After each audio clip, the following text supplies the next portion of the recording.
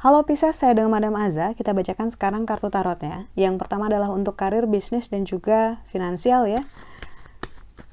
Kartu yang diberikan untukmu adalah Universe, semesta. Sama seperti musim yang berganti, hari-hari yang juga berganti, bulan gitu ya. Semesta itu mengajarkan kita tentang adanya proses, adanya perubahan gitu. Karena itu dalam kehidupan kita juga sebaiknya sabar dan sadar bahwa kita pun sedang berproses untuk menjadi seperti yang kita harapkan. Manusia itu seringkali nggak sabar, pengennya buru-buru masuk ke bab akhir untuk ngelihat ending bukunya. Padahal kalau nggak ngelewatin bab 1, bab 2, bab 3, ya nggak seru gitu. Apa serunya lihat kalimat terakhir dari sebuah buku gitu ya, tanpa konteks yang pasti, tanpa emosi yang jelas gitu ya. Karena itu dalam hal karir kamu, dalam hal peruntungan kamu, bisnis kamu gitu, lewatilah proses yang sedang diberikan oleh Tuhan untuk kamu, karena ada pelajaran yang berharga di situ. Ada keseruan di situ. Mau naik, mau turun, mau bikin happy, mau bikin marah, bikin emosi gitu ya. Jalan ceritanya emang seperti itu gitu. Jarang manusia yang sadar bahwa semua rasa itu berharga dan semua manusia itu adalah guru. Sebenci apapun kita sama orang, sama partner bisnis, sama klien yang nyebelin gitu ya. Semua orang itu adalah guru dan semua orang membawa pesan buat kita kalau kita mau belajar. Jadi yang sabar, dijalanin prosesnya.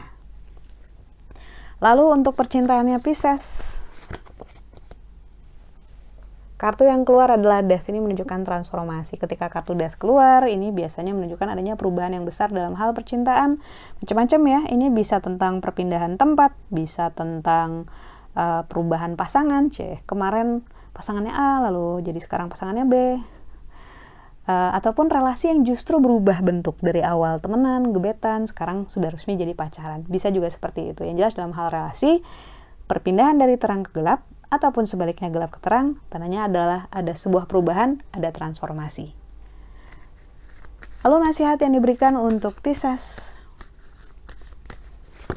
Nasihat yang diberikan adalah kartu The Hermit. Kartu The Hermit ini menunjukkan seorang pertapa, di mana seorang pertapa ini sadar bahwa dalam membuat keputusan itu akan berpengaruh terhadap energi di sekitar dia dan juga energi dia di masa depan. Karena itu keputusan harus dibuat dengan akal, hati, ucapan, dan tindakan yang juga selaras, yang bisa dipertanggungjawabkan.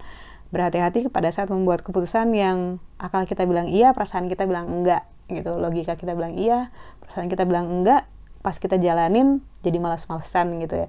Jadi kalau bisa semuanya selaras, semuanya satu kata gitu, semuanya kompak.